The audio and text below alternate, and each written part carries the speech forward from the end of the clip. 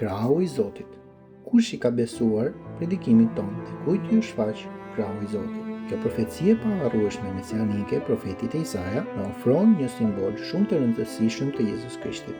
Ai është ilustruar këtu si krau i Zotit. Krau është një simbol i fuqishëm fizik për boksierët, peshngritësit dhe farkëtarët. Krau përdoret si simbol i fuqishëm i pushtetit dhe i sigurisë. Frazën krau i Zotit e gjejmë në Dhjetën e Vjetër 36 herë. Kjo metaforë përdoret për të përshkruar energji aktive, krijuese dhe shpëtuese të Zotit. Duke përdorur këtë simbol të fuqishëm në përshkrimin e Mesias së ardhshme, Isaia pyet: "Ku ju shfaq krau i Zotit?" Meqense krau zakonisht përfaqëson simbolin e fuqisë, Krishti na është ilustruar si instrument i Zotit për të shpëtuar njerëzimin. Jezusi, krau i Zotit, na mbron në betejë, na mbështet në momente dobësie dhe na ofron sigurinë në stuhitë e jetës. Kjo shprehet shumë bukur te një nga këngët e mrekullueshme të lavdijes Isak White, e cila është frymzuar nga Psalmi 90. Na mjafton veç krau i yt, ai që siguron për ne. Kur historitë e jetës u lërasin rreth nesh, gjithçka që na nevojitet është Krishti.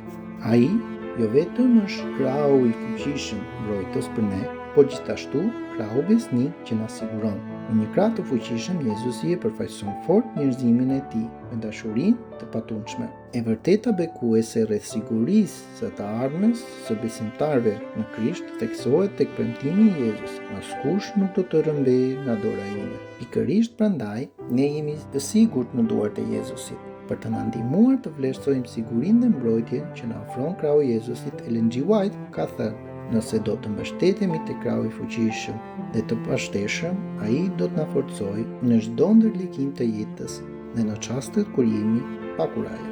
Dhe në fund ai do të vendos te kokat tona kuroren e lavdisë dhe do të na çojë në mbretërinë ku mund të shijojmë shpërblimin e përjetshëm të drejtëve." Lutja ime sot: O Zot, mos më lër kurrë nga krau i yt i fuqishëm. Amen.